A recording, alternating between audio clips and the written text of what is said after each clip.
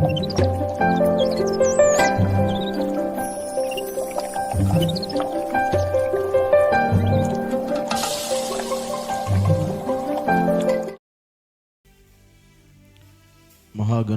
సర్వాధికారి, శక్తిమంతుడైన యేసయ్య అతి శ్రేష్టమైన నామములో మీ అందరికీ వందనాలు. దేవుని వాక్య భావించుదు. లేవియ కాండము 6వ అధ్యాయం 13వ వచనం. బలిపీఠం మీద అగ్ని నిత్యము మండుచు ఉండవలెను, అది ఆరిపోకూడదు. దేవుని వాక్యము సెలవిస్తుంది, బలిపీఠం మీద అగ్ని నిత్యము మండుచుండాలి, అది ఆరిపోకూడదు.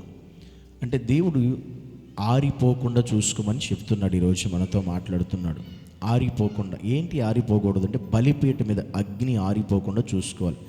బలిపీఠం ఏంటి, అగ్ని ఏంటి అని మనకు అనిపించవచ్చు. బలిపీఠము అనగా మన ప్రార్థన జీవితము, మన ఆత్మీయ జీవితం ఆరిపోకుండా మనం చూసుకోవాలి. బలిపీఠం మీద అగ్ని మండుతూ ఉండాలి, అది ఆరిపోకూడదు. బలిపీఠము అంటే ప్రార్థన జీవితం, ఆత్మీయ జీవితం, దేవుని స్తుతించే జీవితం, దేవుని ఆరాధించే జీవితం, దేవుని పరిశుద్ధ నామని గణపరిచే జీవితం, పరిశుద్ధతను కాపాడుకునే జీవితం. ఇవన్నిటిలో మనము అవి ఆరిపోకుండా కాపాడుకోవాలి, వాటిని రక్షించుకోవాలి. అవి ఆరిపోవడం అంటే పూర్తిగా అది ఆరిపోకూడదు, అంటే సన్నగిల్లిపోకూడదు, అవి పూర్తిగా దిగజారిపోకూడదు. నిత్యం మండుతుండాలి మనలో ఆత్మీయత, పరిశుద్ధత, పవిత్రత, వాక్యానుసారమైన జీవితం, ప్రార్థనా జీవితం, స్తుతి, ఆరాధన, ఇవన్నీ కూడా మనలో నిత్యము అనుదినము మండుతూ ఉండాలి. ఏ ఒక్కటి ఆరిపోయేలా మనం చేసుకోకూడదు. అలా ఆరిపోతే మన బలిపీఠము ఆరిపోతుంది అని అర్థం. ఒక మాటలో మన ఆత్మీయ జీవితం ఆరిపోతుంది అని అర్థం.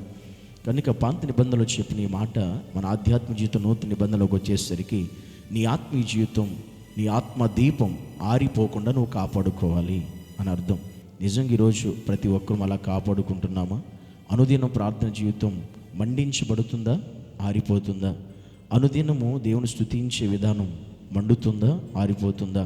బలిపీఠం మీద అనుదినము ఈ యొక్క ఆధ్యాత్మిక జీవితంలో దేవుని గణపరిచే స్థితి మండుతూ ఉందా, ఆరిపోతుందా?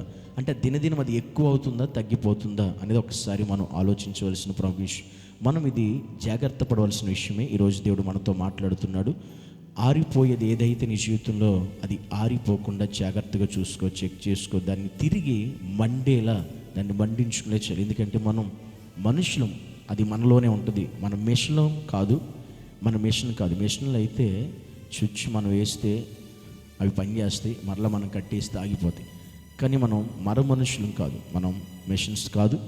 మనం ఏదైనా చేసుకుంటే కదా మన చేతిలో ఉంటుంది. అందుకే బలిపీఠం మీద అగ్ని ఆరకుండా చూసుకునే బాధ్యత నీదే, మనదే. అందుకనే ఈరోజు ఎక్కడ ఏ పరిస్థితి ఆరిపోయేలా ఉంది నీ జీవితంలో, అది వెలిగించబడాలి, దాన్ని వెలిగించుకోవాలి. ఆలోచించు. ప్రార్థనలో ఆరిపోయావా? వాక్యంలో ఆరిపోయావా? ఆధ్యాత్మిక జీవితంలో ఆగిపోయావా? దేవుని యొక్క సన్నిధిలో స్తుతించే విషయంలో ఆరిపోతున్నావా?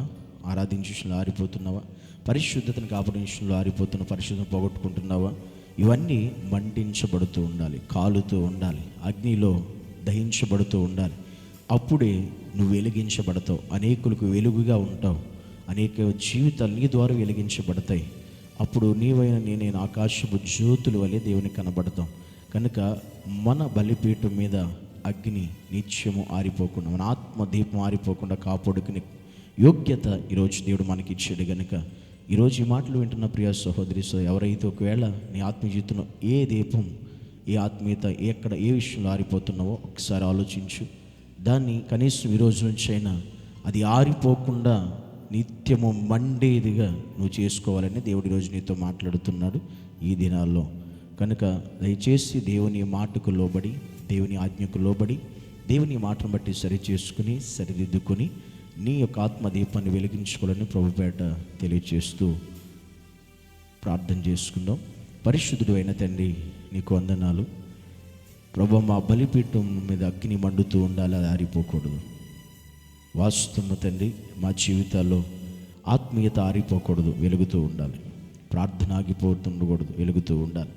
దినదినము ఆత్మలో అభివృద్ధి చెందాలి, ఆత్మలో మేము ఫలించాలి, ఆత్మలో విస్తరించాలి, ఆత్మలో స్థిరపడాలి.